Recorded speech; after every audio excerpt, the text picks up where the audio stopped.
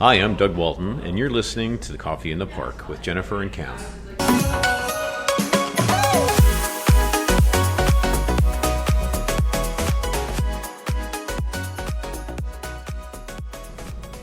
Well, good morning, everybody, and welcome to another edition of Coffee in the Park with Jennifer and Cam. And we are coming to you this morning live from the Wall Coffee Roasters in the heart of beautiful downtown Atchison. So if you hear any noises in the background, coffee machines whirring, people talking, no children today. So you're not going to probably hear any kids in the background. Unless they show up. Yeah. So, but hey, we're here live at the coffee shop, and it's a beautiful day in beautiful downtown Atchison. Cam, can you believe we're into August? August 4th, it's half done. School starts in 3.5 weeks. Kids who are listening, I'm sorry.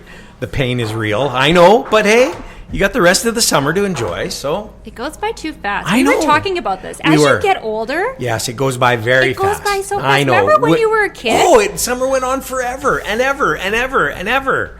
And now it's like, it's over. Meanwhile, our parents were like, when are they going back to school? That's right. Well, my mom was like, after the third day, when do you go back to school? I'm bored. How many times did you say I'm bored? I know, yeah. But anyway, it's great. And you know what?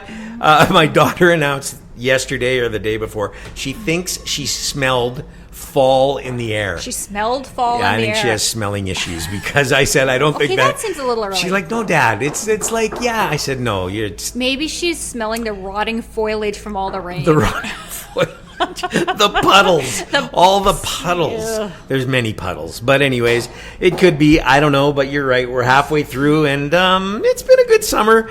Where we live, it's been not a good summer. I'm just ticked. Look, can I just say that? You're a little angry. Because one day it rains and one day it's hot. I think I got sunstroke on Saturday. Well, I know I got sunstroke on Saturday. And then the next day, I'm wearing like a coat because it's cold. It's like, what's the deal? I know. But it is what it is. And I don't know where you'd go. Because where would you go? I mean, everywhere's got something going on. It's just something. So I'm just ranting because I'm complaining because I'm not happy. I'm just not happy. But the weather. But yeah. That's okay. It's okay. That's all right. Anyway. Hey, need to tell you that Coffee in the Park with Jennifer and Cam is brought to you by Wing Snob. Where the wings are fresh, never frozen. That's right. Yes. How many flavors? 16 flavors. How many rubs? 4 rubs. Yes. That's right. Yes. And 10 locations, 8 here in the city of Edmonton, 1 in Grand Prairie, 1 in Calgary, Alberta. Is it Calgary or Calgary? I think it's Calgary. Is it? I hear people go, Calgary. I'm from Calgary. I'm like, where is that? It's Calgary. Anyway, it's Calgary. Wing Snob's in Calgary. Yes. Or Calgary. Wherever you're from, it's there. And they got more than just wings. They got like cornbread, and they got these deep fried cauliflower deals. I've never had those, but I want to try them. No, that's vegetable. No, I know, but it's deep fried, so it takes the veggie out and adds the deep fry. Like, it's awesome. Like, anyway, Wing Snob is an amazing place to go for wings. If you don't know what you're doing for supper tonight, check out Wing Snob, www.wingsnob.ca, and you can find out all the locations, all the flavors, everything they've got. It's absolutely a great place to eat wings. Thank you, Wing Snob. Thank you, Mike Chatty, for supporting Coffee in the Park with Jennifer and Cam. Very excited about that. So, hey, we got a great guest today. Why don't we kick it off? Did I miss anything? I don't think so. You don't think so? Okay. we got the sponsor in. Some days I don't know if I miss something. Well, you know what? And coming back after a long weekend is tricky. I know it was. If you live in Canada, did every province have a long weekend? Yes, but it's called something different in every province. Yeah, because we can't get our beans together and figure out that we should name it the same thing, same holiday across the country. I thought it used to. Quite honestly, I thought it was Heritage Day across Canada, but that's not correct. No, in BC, they were very original. It's BC Day. Well, in Saskatchewan, it was Saskatchewan Day. And what is it in Manitoba? Manitoba Day? Could be. Anyway, but it's Heritage Day here because we celebrate our heritage. Yes. Or the heritages. Well, the Heritage Festival. Well, yeah, that's where I got sunstroked. Sunstroke. 32 degrees. I'm walking in an open field, 8 hours. I don't even want to get into it. It just wasn't, by the end, it wasn't good. I was riding the bus home, and a lady who I'm sure is a nurse kept staring at me and offered me her fan. And I'm like, I can't even fan. But anyway, it was like, But yeah, it was a long weekend here. And where were we going with that? That it was like just it's a long weekend. It's hard to come back after a long weekend. Long weekend should be Friday, Saturday, Sunday, Monday, Tuesday, Wednesday. That to me is a long weekend, not just. Do you want to petition somebody for that? I don't even know who to call. Okay, well, call we'll my figure friends that out. in government. They'll be like, "You're an idiot." That's what every one of them would say. You're an idiot, but they already say that. But nonetheless, yeah. Okay, enough of that because that absolutely makes no sense whatsoever. Let's get into it because we got a great guest. We do have a great I'm guest very excited today. about our So am I. guest. So let's get started. Okay, Go our ahead. guest today is Doug Walton with the Alberta Motor Transportation Association. Yes, Transport AMTA. AMTA. Cool. Yes, Awesome. welcome, Doug. Yeah, Great to welcome. be Good here. to have you. Yeah. I love it. Yeah, I'm a big fan. Thanks so much for having me out. Oh, thanks for listening. It's a great location too. I'm a bit of a coffee snob. Yeah. So I'm often out visiting good. members, and I'll sneak in and grab a sneak coffee. in here. It's a little quiet today, but yeah, well, it's cool. Awesome. Okay, Let's pick get started. It up. We need to Yeah. find out about Doug. Doug, where were you born? Where did you grow up? Well, I was born in Sarnia, Ontario, a border city, Sarnia. to Port Erie, Michigan. So we actually wasn't raised there. So my dad moved out with the CN rail as a heavy-duty licensed mechanic. So at about 4 years old, we moved to a farm just outside of Onoway. Okay, And then, Onoway. you Yeah. betcha. We moved into the city for grade school, and so I took junior high at Britannia Junior High and Jasper Place High School. So kind of a West JP. End Oh, JP. You're boy. oh. Never left. Okay, I went to Rochep. Oh, well, You I won't were our hold that biggest. against you. No, that's what we used to say at Rochep. You were our biggest rivals, though. Rochep and Yeah, JP were you like betcha. big rivals. I think Huge. they still are today. Probably still are. Yeah, and in everything, sports, everything. Yeah, it was yeah, cool. exactly. Well, JP. I had a lot of friends that went to JP. Yeah, cool. And Britannia Junior High. Britannia Junior High. I went to yeah. Westmount, and we played you guys in basketball all the time. I played basketball. Yeah, for I Britannia. remember being in the gym at Britannia Junior High playing basketball. Yeah, small world. Anyway, yeah, just cool. Okay, so you went to JP. Yeah, went to JP, graduated, and then left. Started a family right out of high school. Yeah. So I was married at the age of 19, 2 kids by 21, and was just out in the career mode right out of school. And What were you doing? What did you? I actually started off as a security officer for University in Royal Alec Hospital. So I started in the hospitals there. So I spent a time in security services there, and it was great. I learned a lot of life skills. Oh, I working bet you there, for did. sure. Yeah. You just said the Royal Alec. Yeah. Yeah, Royal Alec. You'd be surprised what doesn't make the news. Yeah, exactly. It's You're it's a place to see what's going on in the world. Yeah. I did a long stint there and enjoyed it, but it was starting to wear on me. The stuff that you see in the hospital kind of gets to you after a while, and I just was looking for a change. Right. A friend of mine said, "Hey, Doug, I started driving truck, and this is what's going on." And I'm like, "Oh, tell me more." And he's like, "I'm making this much money, and I'm free. I'm on the road. I'm seeing places." And, Yeah. And it just hit me. I thought, man, that's a career that I think I want to Sure. take a shot at. So I went to truck driver training school. Of course, growing up on the farm and hanging out with Dad. Yeah. The You mechanic kinda background. You knew what was going on. Yeah, you so were I- figuring it out. Finished the class 1 driving. Back then, it was tough to get a job. Actually, Is that right? Yeah, eh? it was really you Okay. had to know somebody, or you had Yeah. to be really good at what you did to get your foot in the door. And somewhat still the same today, but anyway, I had a friend that put me under his wing and was my mentor and kind of showed me the ropes. And we started trucking out to BC. So I did grocery deliveries to northern BC for many years as a team operation. And it was great. I was seeing the world. And enjoying it. And it was a meaningful job to me because I was getting to bring food to people's tables, right? So you were gone how long? You were gone a couple days, 3 days. Yeah, we and did back, 2 trips a week to Prince Rupert. Okay. Yeah. So we were about Prince Rupert. 6,000 K a week. Yeah. So but we had about 22 or 25 stops on the route each trip. So we were a couple of days, about 3 days each trip. Yeah. And so we did that for about just under 4 years, and then I developed a sciatica sciatic issue, and I couldn't sit in the truck anymore. Yeah. And I was active. I was working out when I was home. I was working out on the road. I was trying to maintain a good diet. I didn't want to, let myself go and behind the steering wheel. So, but it wasn't enough. And the doctor's like, if you continue this, you're going to have some real issues. So I was finding myself sitting on the seat sideways for 3,000 K, and I think this just isn't going to work.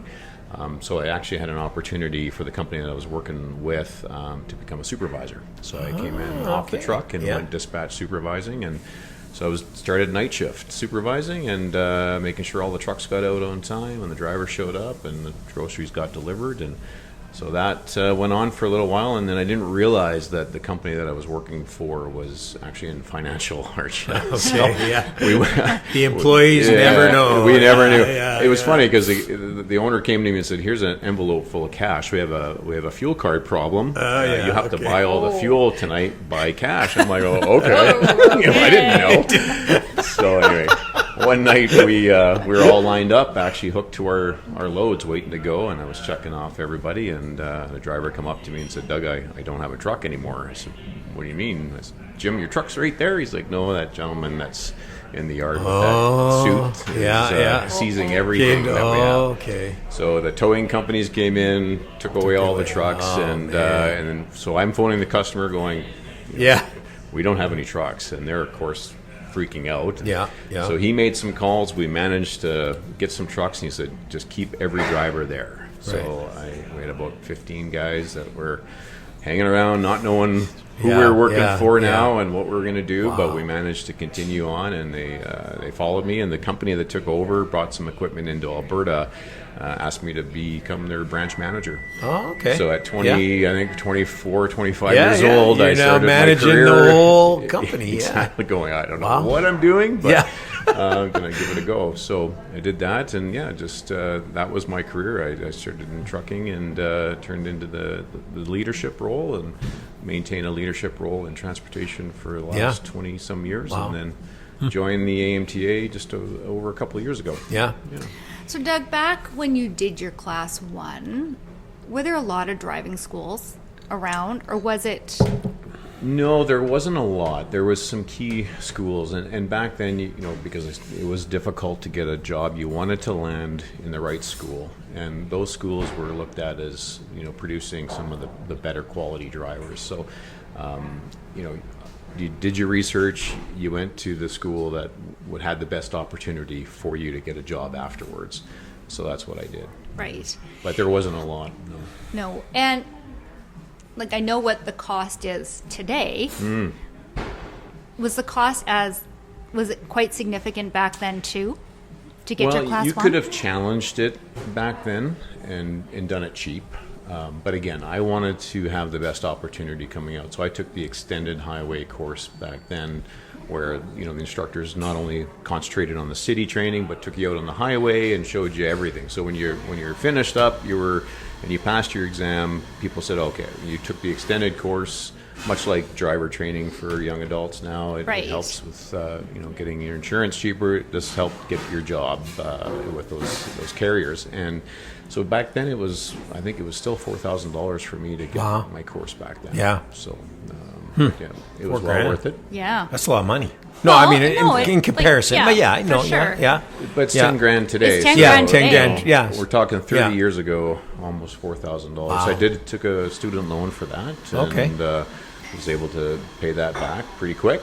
Right. With the money I was making. So, going from working at the hospital, minimum wage, maybe a little bit better, $12-13 an hour, to making all of a sudden almost $50,000 a year was really big helping deal. me support my family. Sure. Yeah. I don't, it's one thing. I get nervous when I see cars with student driver, but I don't get nervous when I see trucks that are driving school trucks or student driver. I don't know why.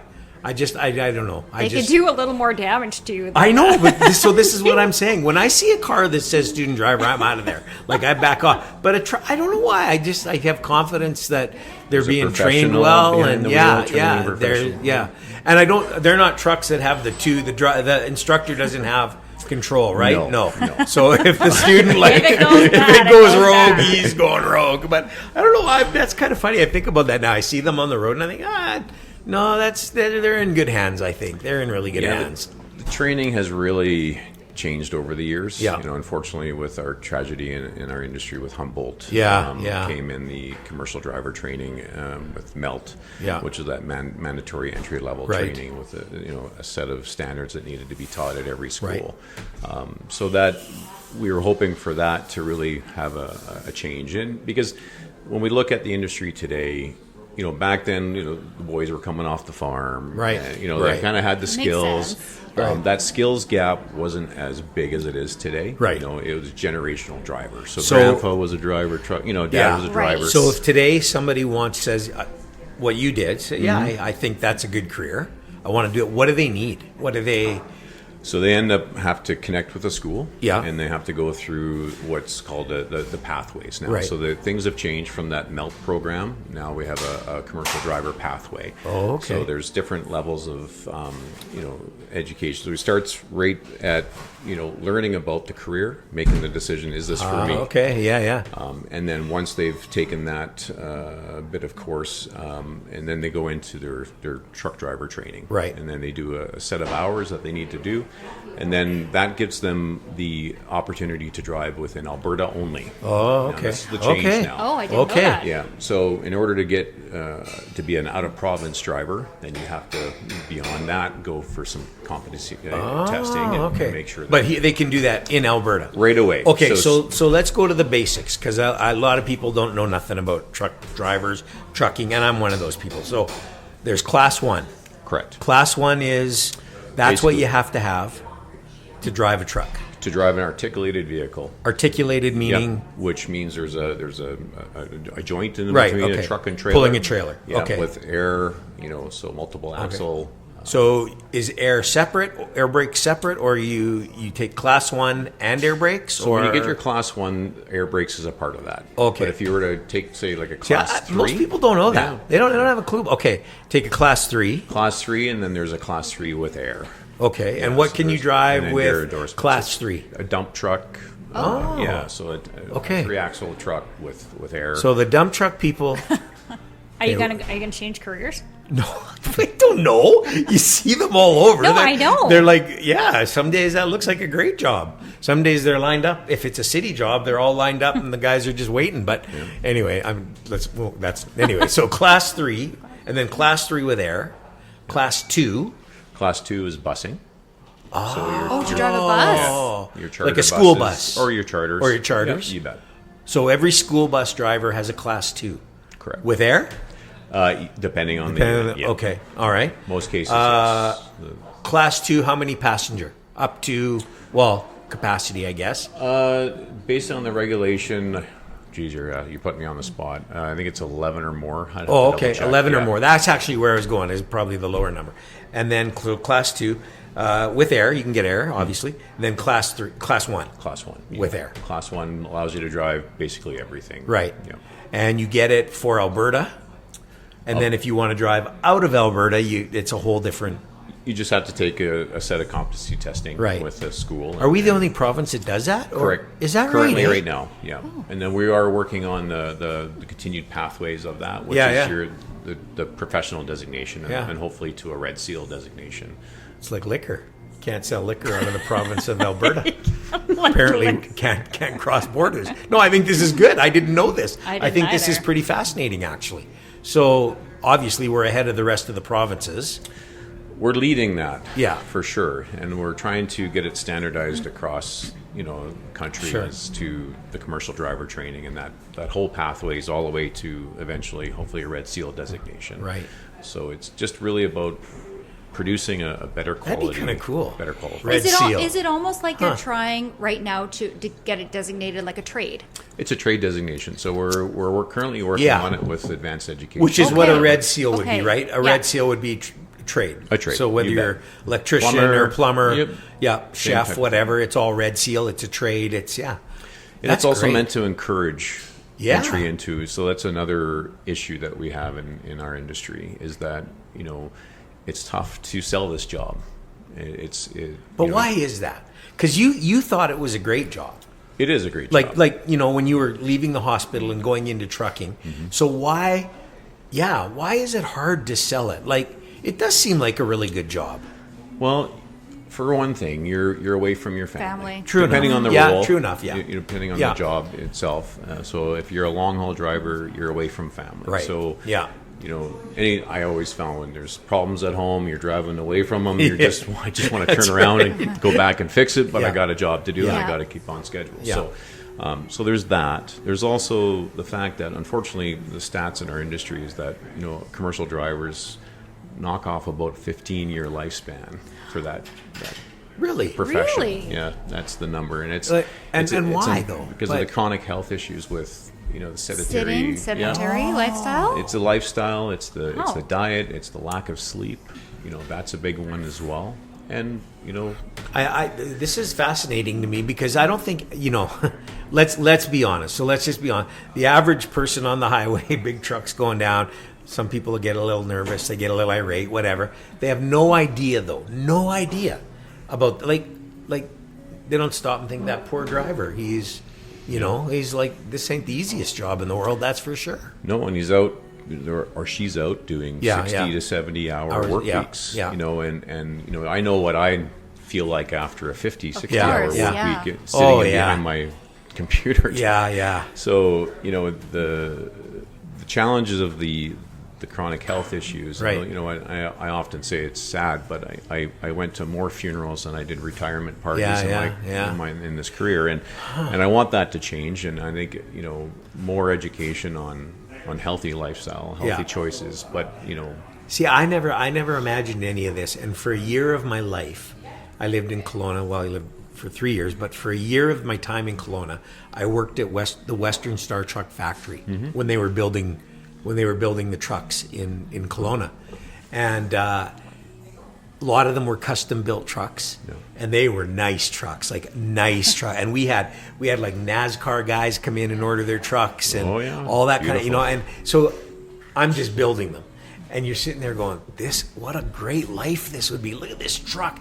And they had everything. They had their sleepers. They had, in those days, they had all the conveniences you need, basically, except a shower and a bathroom, but everything else. And I thought, man, what a life! You think and now I hear you talk, but it's not an easy. It's tough. It's a tough life. But it still can be a very successful and rewarding career. And I know of many drivers that have, built a great career and have successfully navigated through that, by making healthy decisions, packing lunches. Getting some exercise instead of parking close to the entrance of the truck stop, park far away and take those extra steps. So in transparency, I'm going to be a bit of a geek here. I YouTubed there's some guys on YouTube who document their life as a truck driver, and some of them are in Europe and stuff like that, and they document them getting up, having a rest, getting up, making their meal in their truck, doing all that, getting everything. And these guys it's pretty good. Some of them take their kids along with them sometimes, and it seems pretty good, but obviously it's much more difficult than that looks and seems. What a truck driver, things have changed obviously because of unfortunate tragedy, but things have changed.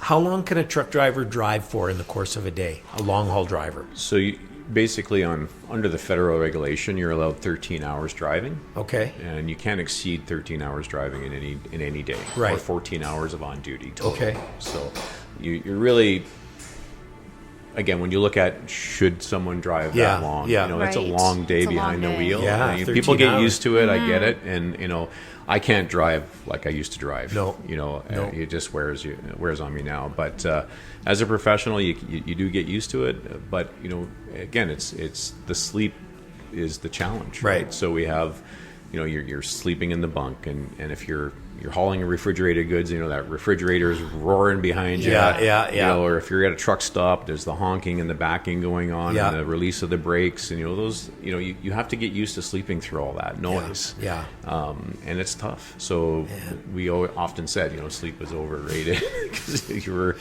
4 or 5 hours maybe between 13 hours. That's a long day. That's a long day. That's a long day. Yeah. And then you're maneuvering freight and you're tying Yeah. things Well, down. and think about where you might be driving too, because some of those roads must be a little challenging. Very challenging. Well, and all roads are challenging. Yes. Yes, Yeah. well, they are now. Right. I was a northern driver, so I will take going to Whitehorse or going to the north any day Yeah. before going to The Calgary QE2, and Edmonton. right? Exactly. No, it's true. Yeah, no, somebody this or morning. even operating in the city. Yeah. the Yeah. challenge. It's Yeah, someone this morning went to Calgary on the long weekend and was complaining about the QE2, but 13 hours, yeah. To me, I think that the thing would drive me crazy would be construction on the road and you're sitting there it's holding you up. Well, and if you have a schedule. Because as If you a have a driver, schedule. you're motivated to go. That's what you want to do. Absolutely. And if you're just sitting, I know how as a car driver sitting in construction, it drives me nuts. And I'm on no schedule for the most part. A driver's on a schedule. That's got to be frustrating. Well, that schedule is also, being waiting and Yeah. met at the other end Right, too. So yeah. the staff are waiting to unload the Yeah, truck, and yeah. they have a schedule to keep. So if you're late, it really drives the problem down. Yeah, the yeah. whole chain. I think that would frustrate me to no end if I was driving truck and had to sit in traffic and waiting for construction to happen And often, those drivers that are, say, paid by the mile. Yeah. If there's Right. delays, or Yeah. if you're, instead of driving at 100, you're driving at 50. Right. That time spent on the road when you do the calculation, well, I just made sure a lot less okay, today. so let's talk Oh, about that. interesting. How does a driver get paid? So it depends on the carrier and Yeah. again the operation and what they're doing. So there's hourly paid. So if you're within the city, you can get hourly, or if you're on the highway, you'll get paid by the mile, Right. by the drop, by the unload and load, hook Right. and unhook. It really does depend on the carrier operations and how Okay. they A lot structure of different their ways payroll. to get paid. There is a number of different ways to get paid, but for the most part, I've been obviously in the industry a long time. Some of the most highly paid drivers I had were my city drivers. They were home every day in bed, Yeah, but they yeah. were doing Yeah. overtime every day. Yeah. Some often would do a 6-day work week and Right. delivering liquor or Sure. beer throughout the city of Edmonton. Some of those guys were north of $100K a year, and so it's a great there's a great opportunity to make some great money. So that Pepsi driver, that Yeah. Coke driver, And what about the chip driver? the chip The guy. chip The drivers. chip guy. I had a friend who had a contract with Lay's, and he did the northern route. Yeah. Drove his Yeah. truck and stopped at every little town and stocked the Stocked Lay's the thing Lay's, and I on to the know. next one. He did good, and There's it was for lots him. of It was Frito-Lay trucks. on Yeah. the road. There's lots of Yeah, chip. yeah. Lots of chip trucks. For him, it was mostly an overnight once a week, Mm-hmm. once or twice a week. He was overnight, but then he was home, and the beauty is people eat chips, so he'd have to go restock them every week. But he really enjoyed his job, and he did very well. Him and his family, they did quite well. So when you talk about that, so does it, like, obviously there's a difference between an employer and then a contract driver. Right. Contract driver owns their own truck, and that's their life basically. That's their business. That's the way it should be set Yeah. up. Yeah. So there's pain points in our industry. Yeah. And one of them is what's called driver Inc. So we have a misclassification that's happened in our industry over the years where drivers will sign on as an owner operator. They don't actually own an asset. Oh, it's okay. a way to skirt taxes. And I've all heard kinds of about stuff. this. There was just a big investigation that was done on Yeah, this. so Really? they're really coming Yeah. down on Yeah. that Oh. model because it's one that drives Yeah. a lot of. Who was doing it? issues. 60 Minutes in the U.S. did it, where they Okay. were literally taking decals off one truck Mm-hmm. and putting another decal on because that company was now. Yeah, well, those are the chameleon carriers. Yeah, yeah. They they operate unsafe. They get Yeah. points and violations against their carrier profile. Right. And when it gets to be too bad or they get closed down, they just open Sure. up another carrier, another name, and slap the decal. Yeah. and So actually, move on. let's talk about safety because that is a big piece in the industry Huge. today, Yeah. and I think a part of what you also advocate for with AMTA. So talk a little bit about safety and how that's maybe changed over the years. Well, again, it's unfortunately, there's been a shift in our industry, again, with the level of quality of driver, and quality of training. There's been schools that have opened up that have done things the wrong way, fraudulently sold licensing and all that other stuff that has gone on. And so... And in fairness, not unlike a lot of other industries. Not unlike a lot. So it's not like Correct. the trucking industry is. No. It's widespread. Right. It's widespread. So you have, a carrier, some reputable carriers doing the right things. They're investing in training. Yeah. They're investing in, Yeah. in-cab technology and camera systems and all those things that are trying to improve road safety. Right. But then you have those carriers on the other side of that trying to, beat everybody to the lowest rate and do so by sacrificing safety. Right. Well, This we've heard driver that Inc. from some of the Yeah. people we know in the industry. Oh, yeah. Well, That it's a challenge. We It have is a good challenge. friends in the industry, and they talk about that. It's, and they struggle with it because they get left out because they're trying to do what they're supposed to do, Right. and then somebody comes along and undercuts them, but it's not a safe situation. Well, and you can't compete with Right. that. So we're really, we're focusing on educating shippers to the importance Yeah. of vetting the carriers that they're doing business Yeah. with. And something that just shifted in the United States in May was, an overwhelming vote to include shippers in the responsibility Oh, okay. when Yeah, things are not done right. So Yeah. if those shippers hire or brokers hire a carrier Yeah. who are not, they don't have safety programs, they're not doing things the right way, and they go Right. out and have an incident and say they hurt somebody or Right. or worse, now those shippers can be held liable.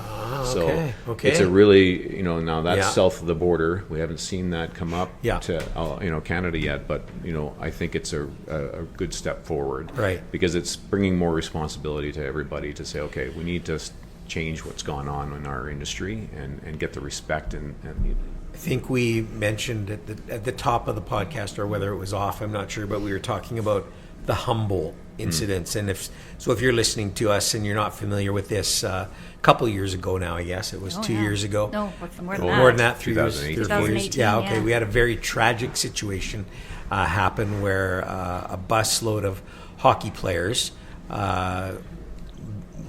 they were in an accident with a truck.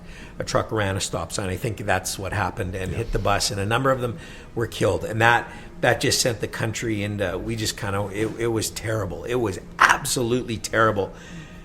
How has that one incident really changed in Canada, the trucking industry, or has it? Did we learn from that incident? I think we learned from it, but I think there's a lot of work that still needs to be done, Right. and we're on the right track Right. with the new driver pathways and making sure that there's a lot more oversight with Yeah. licensing and the vetting of carriers. Sure. Again, if shippers don't supply or don't support those Yeah. bad apples in our industry, then Yeah. they go away. Right? Yeah. If they don't have a revenue source, they Yeah, they're disappear. shutting down. So I guess if I was to speak to a room full of shippers and brokers, don't just make your decision solely on rates. Right. Because there's always going to be someone Yeah. cheaper. But just know that the people that are making that decision and who they give their freight to, they too have to Yeah. travel the same roads that you and I do. Yeah, So they're on their way home Yes. to their families. They're actually impacting road safety by who they partner with. Right. So AMTA, your job. Tell us about AMTA. What do you do? Well, I am Besides part of the having a really solutions team. cool simulator Right? that I tried, Right? that I can tell you right now, I will never he be. did not No, do I so will well. never be a No, trucker in my no. life. But nonetheless, it was cool. We'll post think- that I think video we to can- No, our we're not Instagram. posting that video to nobody. I drove off the road the That's second the I best got. part. It's like they checked me for impaired driving on that one. But anyway, what does AMTA do? Well, the Alberta Motor Transport Association really is a health and safety organization at heart. So we are a WCB levied association. So we're Yeah. really focused on health and safety. Right. And we are also a certifying partner with CORE and C-CORE. So we do support industry and partners in injury reduction. But we also do a lot of education and training for commercial drivers, Right. as well as safety professionals. So we have safety designations, as well as your hours of service and your load securement, all those training courses that we develop for industry. So we do a lot of that work. We also, with our government relations committee, we do a lot of work with industry to support advocacy work. lobbying. So we have a gentleman that Andrew Barnes, who's he was involved in government. He's been with us for a number of years. He leads that arm of our association. So we do a lot of work there, as well as just out and about in the community with events, and we host our regional meetings and our annual general conferences and safety summits, and really just try to spread the good word on what we need to do to keep our industry moving forward and safe. Yeah. Oh, it's cool. Yeah. And that simulator is really cool. Going back, it's interesting when you talk about working towards, say, like a Red Seal designation. Mm-hmm. There's a real push these days, especially in high schools, to get kids into the trades. I like the idea of trucking being a trade. How do you guys, is high school a good time to be talking to kids saying this is a real profession that can be fulfilling, it can be lucrative, you can make good money, and it has a future in it? Is this something we need to be talking about at a younger age and instilling in young people? Absolutely, I do. The only thing is there is some barriers to entry in our industry. One of them being insurance, and age, right? Entry level. What age can a kid get a class basically, 1? You're looking at 21 years. 21. Okay, right. yeah. So they have to hang on for a while. Yeah, some are 25. Some, it depends on the insurance provider, but. The United States are seeing, a lot of shift to getting to students early, to introduce this career to them, because they're seeing we have an aging workforce, Yes. and not a lot coming in. Well, that's just what I'm wondering. Like, how do you get young, the next generation? Yeah, how do you get them excited about this? Because it can be. I think it can be. I think it has its place in its time in someone's life, and it can be kind of a cool thing to do. Yeah, and that's the goal of the new pathways as well, is to show it as a legitimate career, a legitimate trade, and a professional. Not just I hate it when I hear the term "I'm just a truck driver." Yeah, right. Because it's far more than that. If our wheels stop turning for just one day, we saw it in COVID. I was going to say we saw that during COVID. We saw it in COVID, and we've seen it in like the U.S. or in European countries or the where port truckers, strikes or the ports, they'll go on strike. It literally handcuffs a country. It does. An economy. They say that rail does the same, but I think trucking does it more. Because huge final mile delivery, like everything that we see on this table is been on a truck. Been on a truck. And if it wasn't, then we'd be in trouble. So if truckers decided for like 2 days, they're not shipping nothing. Even 2 days, they say, would have a devastating economic effect on not only economy, on lifestyle, on business, on trade, on everything. Within days of the grocery store aisles are empty. They'd be empty. And, you WestJet people think the flight attendants causes havoc. This would cause havoc. I'm not even kidding. Everybody's freaking about them. You think about this. Well, this would cause everything you do, havoc. everything you have, is because it's been on a truck. Is there a truck drivers union? Yes, there unions that support trucking. Okay, he says that with a smile on his face. Yeah, absolutely. Well, that's a whole other podcast. Yeah. One of the things, we won't get into that I do one, want to circle but, back to, because I know that you do, and I've seen you do work around this. We talked about drivers' physical health, but let's talk about the mental health aspect. Yeah. Because that has got to be huge as well. Yeah. When you're on the road for that long, sometimes driving those distances. Well, without, you imagine just not talking. So when I went back to my career at the hospital, we were always around people, always talking, joking, socializing. Right. And when I got in the truck, and I wasn't saying a word to anybody other than to the receiver, when I delivered for 20 or 30 minutes, you started losing your social skills. Yeah. And you're like, how maintaining eye contact, getting a little shy, or getting more, introverted, right? Yeah, for sure. So, yeah. And that has a huge impact on our health alone. We're meant to be social human beings. We're that's what it's all about. And we saw, again, going back to, I hate to reference COVID, but when we went and we all kind of went indoors and kind of stick to our own, we saw the impacts that had on our mental health. So it's, these people live that every day. So we talk about, and try to educate ways of still remaining social and having those connections, those human connections with others while on the road. We've had our own podcasts on our Steering Change podcast that talk about, the importance of mental health. And there has been a huge shift in the attention to that over the years. Again, being a male-dominated industry, we don't talk about our problems lots. We don't talk about what's going on. We hold it in, and all of a sudden it translates into health issues. And so now with more focus on that in the workplace as well, and having those support systems, and again, I always encouraged when I was in industry to have that open door policy. So when those drivers come off the road and they need someone to chat with, I often joke to take away the two chairs and bring a couch in. But it was needed for a lot of those people. I'll never forget when I worked at Western Star, and because a lot of them were custom trucks, a lot of the guys would order them, the drivers would order, and they'd bring their wives in, and especially in choosing colors. Because because a lot of the men, their wives, that was their job, and their wives traveled with them all over the U.S. and Canada and all of that. It was kind of cool, actually. And I remember you'd joke with them and say, what's it like to be with your wife 24/7 on the road all the time, and because you can't go nowhere, like you're kind of stuck with her. And they'd smile, and at the core of it, they all said, well, it's actually the best thing because you have somebody to talk to. Exactly. And you have your fights and whatever. But I can't, being alone all that time, it does wear on you, no matter who you are. It does. It just does. And so, I think it's great what you guys do to try and walk people through that and help remedy some of that. So that's cool. It's important that, we support our drivers. And again, the more we support them and the more we, encourage others to support, it just drives more retention in the industry as well as attraction in that. I think the other thing that you should do in Canada is advocate for Buc-ee's. Oh, have you been to a Buc-ee's in the States? I haven't. No. Buc-ee's are the largest truck stop in the U.S. Okay. They are They have everything. They have chiropractors, dentists. They have the best pulled pork. They have a whole store. It's unbelievable. Buc-ee's is amazing. And the truckers, they have 100 truck bays. It's incredible. I went there just to hang out. It was so cool. We need those in Canada. Well, we are. Do we have some of those? We are Flying advocating. J or whoever. I don't those think guys. Flying J is quite the No, same level there. No.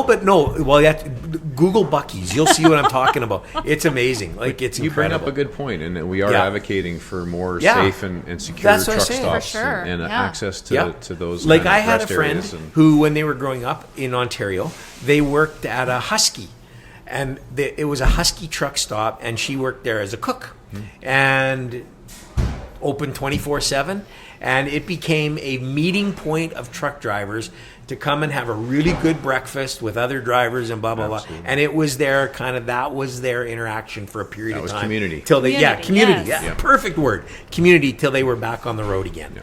And so, I advocate more of that. We should go into. That's what we should do. Go into business. We're gonna and start open a truck Buc-ee's? stops. A Buc-ee's. Oh, I'd open a Buc-ee's like that. They're the best. I'm not even. You Google Buc-ee's, it'll blow your mind away. It was so cool. Actually, Amber, she introduced me to Buc-ee's. It was amazing. Anyhow, I was in Texas at one, but I'm trying to think that how important it is for these drivers to have I think the word Community, you use is the I best. think is too. Community. Yeah. Yeah, When you're alone for 13 hours. Yeah, that's just tough fun. Day after day, that's tough. Yeah, the radio just doesn't cut it. No. Yeah. No. So they can't could be listen on to your our cell phones, podcast, right? your You podcast, our podcast. No, you can't be on your cell phone. And so we No. should do more podcasts for truckers. Well, that's a good segue into the Steering Change podcast. That's right. Tell us right. about that Tell podcast. us about that podcast. Well, I think we're on episode 60, I believe. Awesome. Yeah. So Yeah, we started awesome. a couple of years ago with one of my colleagues, and it's our way to connect with industry and share insights and information, and This has been fascinating. I mean, again, I mean, as in many things in life, you look at a truck driver, you look at a truck go by, you just think it's a guy driving a truck, but it's far more than that. It's just far more than that. It's just so much more than that. Yeah, and when you know a little bit about it and understand a little bit of the lifestyle and what goes on, it helps you, I think, understand. But bottom line, I'll go back to it. Bottom line is I think we forget how important it is to our economy. And like you said, everything on this table was at some point on a truck. Yeah. Well, again, I think we have some work to do, and I go back to the story I always look down, and the family drives up and the kids are in the background giving me the horn, and there was a level of respect for our industry and profession, and we've done some damage to that just with over the years, and we got to get that back. Yeah, and I agree. Where the other road users are looking at us as those professionals that they'll follow through that snowstorm, the snowstorms, and that's where I would like to see it before my career ends. No, I agree, and I'm with you 100%. And I don't think we need to stop looking at the. I don't know what other word to use, but I'm going to use it. And I think in this conversation, everybody understands it. We need to stop looking at the bad apples, and we need to start looking at just people who this is their trade. Yep. They are proud to be truck drivers. They are proud to belong to organizations like AMTA. They are proud for what they do, and they take care and safety in what they do. And we need to celebrate that. Yeah, we have programs that celebrate that. So we have the Driver of the Month program, which we encourage carriers to nominate their drivers, those who go over and above and just do everything the right way, and then they get nominated for Driver of the Year as well. So it's a huge deal in our industry, and so again, there's just I guess a message out to those carriers. If you have drivers that you think every day they come and they go and they don't cause you any problems, they get the job done. Those are the people that you really need to celebrate. Right. And the nominations there are the Angels of the Highway. Those who have pulled over to assist either in a flat tire situation or car on fire. We had one with cars on fire, and the person they get the family in the truck and they support. So anything those stories, we love to celebrate that. That's what we're all about. And do you do truck rodeos? We do every year. Where do you do that? I want to come watch that. Yeah, absolutely. Where's that? It's so much fun at our EIA office at the airport. So we have a big track out there. Okay, let us. When's your next one? Do you know? May. Next May. Okay, let us know. We're coming. It. No, we're gonna. That's gonna be. I love watching those. I didn't even know there was a truck rodeo. It's like they do all these obstacle things, and it's amazing. It's incredible. Backing. Oh, it's fun. Last year's pretty cool grand champion was our first female. Really? That's awesome. Oh, that probably got the boys going, didn't it? It did. I bet that did. Yeah, and she was running. Yeah, she was front runner this year as well. And, wow! It's really great to sit there and watch those professionals showcase their skills. Yeah. It's what they can do and how they can maneuver that equipment. Through those obstacles is absolutely amazing. Yeah, well, and they do it every day. Yeah, and well, it's a skill. It's a skill. Go into a Costco parking lot and think, okay, I got to get to that door and deliver this freight. That's why it? Backing is why I'd never be a truck driver. I could never back. I don't know how What to about the do turns? That. Well, the turns, but when you're the backing is just with all the traffic and the tight spots. Yeah, well, that's what the simulator. Okay, for, I know we've been doing this for a while now. I got one more question that just came to mind. Where is the industry going with self-driving trucks? It's there. I know because I saw a video of it the other day. Yeah, and it was a self-driving truck, and I thought, what does this mean? I don't like it. I'm sorry, I don't like it. We've had platoon testing. That was part of our industry advancement team doing some testing with that as well. But I think we're a ways away from that. Good. Here, no, I don't Canada. like it. But it's our technology is moving and advancing at a. But that's just pace. one thing that should have somebody behind the wheel. I'm sorry. Okay, one more question. I got all these questions now coming on. Electric trucks. It's there. I know. Yeah. But we're not set up for that, right? I mean, so here's my understanding. Mm-hmm. So, and I think I've been in some sessions where you've been around, where there's so many factors. They're heavier. They're far heavier than a diesel or a gas powered because of the batteries. Because of the batteries. Batteries. Yep. Roads are not created to handle weight, because this is why we have weigh scales. People probably wonder why we have weigh scales. They think that's just an annoyance for a truck.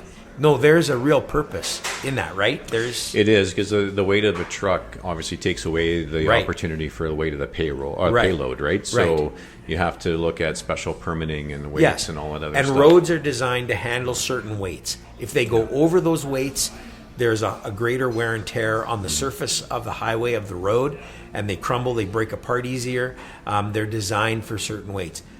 EV trucks, semis, weigh far more, and it's a heavier weight on the highway.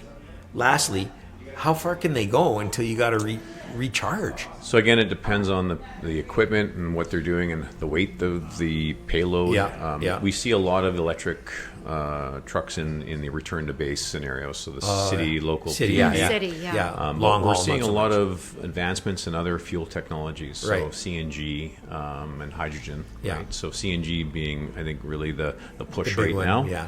Especially here in Alberta. Yeah, and we're seeing engines that are being manufactured, like the Cummins, new Cummins, CNG engine. So I think that's going to be right now the stopgap. I think between the technologies. I think I'm not going to lie, I like diesel, but that's just me. I know. If you're listening, don't get up. Don't send emails. Okay, I'm just saying. I'm an Alberta boy. I grew up on diesel, and anyway, that's great. Technology's wonderful and great, but always keep the driver in the truck. That's all I'm saying. That's I agree. And I know I'm not. You got to be careful, but I don't have to. So keep the driver in the truck and keep the diesel under the hood, and we'll just be going places. So this has been fascinating. I know you learned a lot. More than I thought. I'm going to be honest, and I want to redo the simulator now. So you think you're actually going to be better? I want. You think you're going to be better this time around? Because I know more now. Okay. We can get you back in that. It's like, you know what? I have a whole new respect for truck drivers now after talking to Doug, because I know you should. Of course, everybody should after listening to this podcast. And I know when you're stuck behind them and you're like, just relax. Actually, before we get to the final question with Doug, I do have one more question. Okay. For the average person on the road, driving the road with the trucks, what's the biggest piece of advice for those people? Like, I think sometimes... For the truck driver? No, for the average person. Like, sometimes for us. People don't realize they can't see you. So rule of thumb, if you can't see the driver in the mirror, they can't see you. So there's some specific blind spots that are really dangerous to hang out. So if you are passing a truck, pass them. Don't hang out. Especially, if you're on the driver's side. I don't. No, you don't. I want to get ahead. Yeah, you don't want to be hanging out. But no, I agree.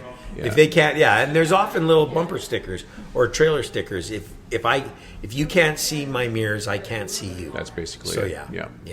Okay. Well, this has been fascinating. Yeah, it has. I know. Wait. Yeah. I want to go to the rodeo, and I want to do the simulator again, because, it's just cool. I know. Okay. I'd fall asleep. Just for the record, I could never drive. I'd fall asleep after you wouldn't an be hour. A good truck driver. No, I would not. No. But that doesn't mean to say there aren't people out there who would make great, and more women, right? More women coming into the industry, more. Right? It's unfortunate that we only have about 3%. Oh, ladies, come on! And get out there. If I was back in industry, I would hire as many women as I possibly can, because they bring a different level of professionalism to the not knocking the drivers or the guy drivers, but that's in any industry. That's they're very safe, very mindful of what they're doing, and if they have to get out of the truck 10 times to make sure they're not going to back into something, they will, and they're just I agree. All right. Okay. Wow. Can you believe we're at the final question? 53 minutes. I know. This has been okay, great. but we got one more question. Yeah, we have one more question. Give her. Doug, what is the best piece of advice you've been given either personally or professionally that you carry with you to this day? Oh, wow. That's a good question. I think just to face every challenge head on and learn from your mistakes. And treat people the way you want to be treated. And I guess that's kind of how I was raised, right? And if you can impact someone's day positively. That's all I can say. That's Good. great. Good advice. Where can people find out more about AMTA? On our website, www.amta.ca. Welcome to reach out to me. If you put my contacts in the show notes, I certainly help answer any questions anybody has about the AMTA. Awesome. It's awesome. This has been great. I loved it. I learned a ton today, which is always, I love that. That's why I like doing this podcast. I learned so much. It's just amazing. Anyway, hey everybody, thanks for listening. Thank you, Wing Snob. Can't do it without them. No, they're awesome. www.wingsnob.ca. 16 flavors, 4 rubs. And listen, you need to tell people about the podcast. Friends, co-workers, enemies. If you don't have any friends, make one so that you can tell them about this podcast. Who knows? Maybe you'll tell them about this podcast. They're unemployed. They'll become a truck driver, and you'll have saved their life. And so, I'm just saying, maybe. Okay, maybe. And so, make sure you tell them about wherever you get your podcasts or at coffeeinthepark.com. Right. Yes. And make sure that you subscribe. Because where else would you hear podcast? We are the story behind the story. That's who we are. Yes. We're the original. Love telling the story behind the story. We are the original story behind the story. And because we tell the story behind the... And today, nobody would have known none of this. I know. Nobody. You pass trucks every single day on the road. You knew none of this. Now you know. It's amazing. It's awesome. You have a new respect. Well, I'll give him a honk and a wave the next time you... I love doing this. I did this the other day, and my daughter yelled, "Dog, do you think he wants to honk?" I said, "I think he does." He does. He does. They do, man. She goes, "You're not a kid." I'm like, "No, but that's kind of cool." Actually, in all transparency, he's a fire truck, and he was going somewhere. And I did this, and she told me, don't do that. No. But I'd still do it to a trucker. Anyway, thanks, everybody, for listening. Hope you have a great day. Hope you have a great week. And, hey, next week, we'll be right back here. Check us out. Thanks, everyone. Thanks, See you next everyone. week. Bye-bye.